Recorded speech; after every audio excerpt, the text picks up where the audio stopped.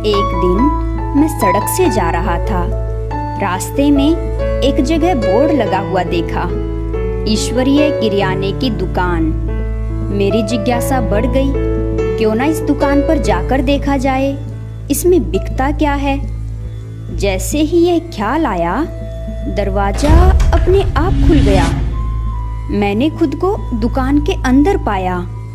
जरा सी जिज्ञासा रखते हैं, द्वार अपने आप खुल जाते हैं। मैंने दुकान के अंदर देखा, जगह जगह देवदूत खड़े थे। एक देवदूत ने मुझे टोकरी देते हुए कहा, मेरे बच्चे, ध्यान से खरीदारी करना। वहाँ वह सब कुछ था जो एक इंसान को चाहिए होता है।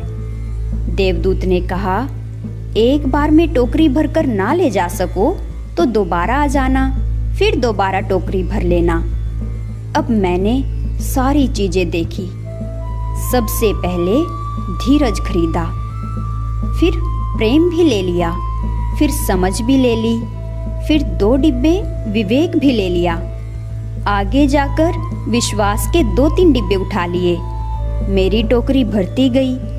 आगे गया, पवित्रता मिली। सोचा, इसको कैसे छोड़ सकता हूँ। फिर शक्ति का बोर्ड आया, शक्ति भी ले ली। हिम्मत ले ली, सोचा हिम्मत के बिना तो जीवन में काम ही नहीं चलता। आगे सहनशीलता भी ले ली, फिर मुक्ति का डिब्बा भी उठा लिया। मैंने वो सारी चीजें खरीद ली जो मेरे मालिक खुदा को पसंद है। फिर मेरी नजर प्रार्थना पर पड़ी। मैंने उसका भी डिब्बा उठा लिया कि सब गुण होते हुए भी अगर फिर भी मुझसे कोई भूल हो जाए तो मैं प्रभु से प्रार्थना कर लूँगा कि मुझे भगवान माफ़ कर देना। आनंद शांति के गीतों से मैंने बास्केट को भर लिया। फिर मैं काउंटर पर गया और देवदूत से पूछा, सर, मुझे इन सब सामान का कितना बिल चुकाना है। देवदूत बोले, मेरे बच्चे, यहाँ के बिल को चुकाने का ढंग भी ईश्वरीय है। अब तुम जहाँ भी जाना, इन चीजों को भरपूर बांटना और लुटाना।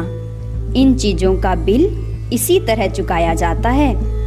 कोई कोई विरला इस दुकान पर प्रवेश करता है, और जो प्रवेश कर लेता है वह माला माल हो जाता है। वह इन गुणों को खूब भोगता भी है और लुटाता भी है।